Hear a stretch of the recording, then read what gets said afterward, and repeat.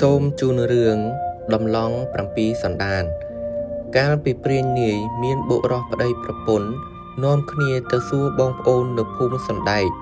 ដើរទៅប្រទះនឹងអាដំឡង7សន្តានកំពុងតែទឹមគោភ្ជួរស្រែបុរសប្តីប្រពន្ធនោះសួរថាអ្នកអើយអ្នកផ្លូវណាកាត់ត្រង់ទៅលើភូមិព្រៃសណ្ដែក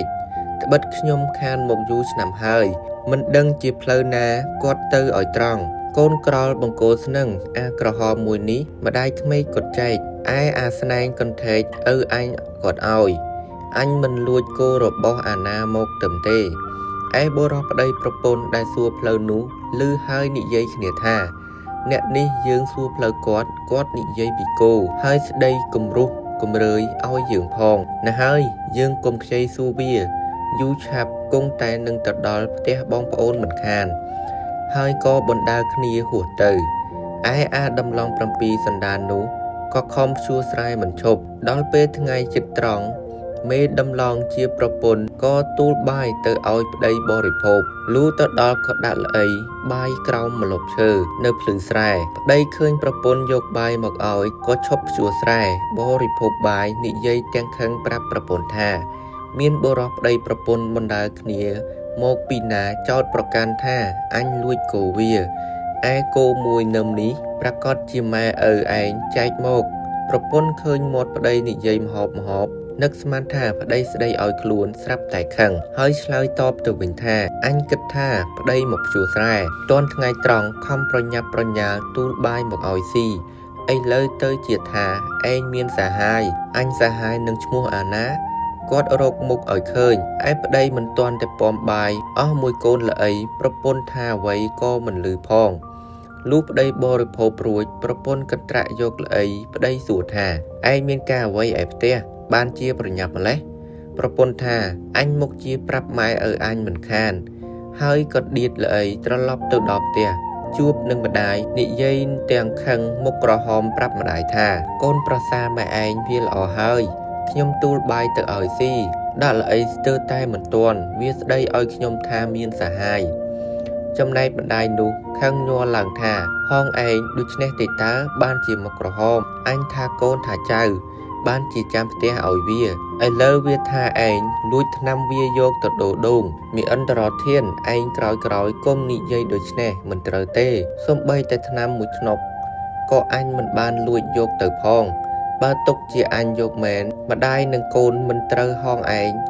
ពោលឲ្យអញខ្មាស់គេទេចាំឪហងឯងមកអញប្រាប់ឲ្យជេរវាយប្រដៅហងឯងមិនខានលុះយូរបន្តិចប្តីមកពីកាប់បង្គោលធ្វើរបងបង្ការមិនឲ្យគោក្របីចូលស៊ីសំណាបសន្ទូងប្រពន្ធនិយាយប្រាប់ប្តីថាកូនស្រីយើងវាយកបាយទៅឲ្យប្តីខ្ញុំចាំផ្ទះឲ្យវាលុះមកវិញវាថាខ្ញុំជាម្ដាយលួចថ្នាំវាដូរដូងខ្ញុំខឹងណាស់ប្តីស្ដាប់មិនឮខឹងនឹងប្រពន្ធក៏ជេរថាមីចៅក្រហមហងឯងប្រច័ណ្ឌអញអីម្លេះអញមានស្លៀកពាក់តែងតួដើរលេងចង់ស្រីឯណាអញទៅកាប់ឈើធ្វើបង្គោលរបងទេតាអញអត់តែម្ដងនេះក្រោយបើហងឯងនៅតែស្ដីប្រច័ណ្ឌអញទៀតមុខជាអញធាក់ឲ្យដួលទាំងចំហមិនខានហាមប្រពន្ធហើយបរិភោគបាយរួចទៅចងសន្ទូចបានត្រីត្រឡប់មកផ្ទះវិញវេលាថ្ងៃល្ងាចប្រពន្ធក៏ធ្វើត្រីស្លអាំងឲ្យប្តីបរិភោគខ្លះរំលែកទុកព្រឹកខ្លះដើម្បីនឹងធ្វើសម្រាប់យកទៅប្រគេនលោកកូននៅឯវត្តនឹងកូនប្រុសតូចម្នាក់ឲ្យនៅរៀនអក្សរជាមួយនឹងលោកបងនោះលុះព្រឹកឡើងម្ដាយនោះដាំបាយដួសដាក់ចានមានមហូបពីល្ងាចស្រាប់ទូលយកទៅដល់កត់ប្រគេនលោកហើយនិយាយថាខ្ញុំប្រកាសរណារលឹកលោកកូនណាស់មួយទៀតប្អូនតូចវារៀនអក្សរគ្រាន់បើទេលោកកូននោះប្រាប់ថាចម្រើនពរញោមអាត្មាសប្តាហ៍ថ្ងៃនេះកំពុងស្រឡាញ់សិលភ្នោះណាស់អាត្មាមិនសឹកទេម្ដាយក៏ហៅកូនតូចដែលនៅបំរើបងនោះថាអានាងលាលោកបងទៅផ្ទះនឹងម្ដាយបានមួយថ្ងៃសិនត្បិតឪឯងរលឹកណាស់កូនតូចឆ្លើយប្រាប់ម្ដាយថាត្រីងៀតលោកបងនៅពីកន្ទុយទុកក្នុងកត់ពេលល្ងាចខ្ញុំយកពីជំរាកដុតស៊ីបាយ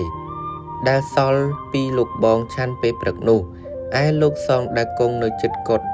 ទាំងប៉ុន្មានបានលឺម្ដាយនិងកូននិយាយដោយខ្លួនមិនទទួលសម្រងគ្នាដូច្នោះលោកទាំងអស់ ទប់ពុំបានក៏សើចត្រហឹងអឹងអាប់សេកានោះក៏សំពះលាលោកកូនត្រឡប់មកផ្ទះវិញហើយលុតជង្គង់ជូនបុណ្យប្តីថាខ្ញុំជូនបុណ្យអ្នកផងប្តីឆ្លើយថាអើអញឃើញបាយសម្លខអាំងព្យួរទុកនៅអំរែកអញស៊ីអស់ទៅហើយប្រពន្ធក៏មើលមុខប្តីមើលមុខប្រពន្ធពព្រិចភ្នែកប៉ក់ធ្វើវាហឺតែដោយខ្លួនលុះយូរបន្តិចស្រាប់តែប្អូនស្រីបង្កើតខាងប្តីនៅភូមិដតីឆ្ងាយមកដល់បានផ្លែពងរមួយផ្តិលនិងស្លឹកប្រក់ស្វាមួយសំណុំមុខផ្ញើបងនិយាយសួរបងថាបងបានព្យួររស់ដល់ស្ទូងបានស្រែប៉ុន្មានហើយប្តីប្រពន្ធឆ្លើយប្រាប់ទៅប្អូនស្រីវិញថាអើហងល្មមទុកដាក់ឲ្យវាមានប្តីទៅចុះតែហងមើលកំអោយតែចេះលេងបៀផឹកស្រាជក់អាភៀនប្អូនស្រីស្ដាប់មិនលឺទៀតក៏ប្រាប់ទៅបងទាំងពីរអ្នកថាខ្ញុំស្ដាយត្រឡាចខ្ញុំមួយត្រឹងណាស់កំពុងតែផ្កាក្តាប់តូចស្រាប់តែមេជ្រូកវាទៅឈ្មោះគល់ដាច់ងាប់អស់បងទាំងពីរអ្នកថាអើហងល្មមទៅផ្ទះក៏ទៅចុះល្ងាចណាស់ហើយក្រែងកូនវាយំរកប្អូនស្រីនោះក៏ត្រឡប់ទៅផ្ទះវិញព្រោះអ្នកទាំង7នាក់គឺបុរសស្ត្រីប្តីប្រពន្ធម្ដាយឪពុកលោកភិក្ខុកុមារជាកូននិងប្អូនស្រី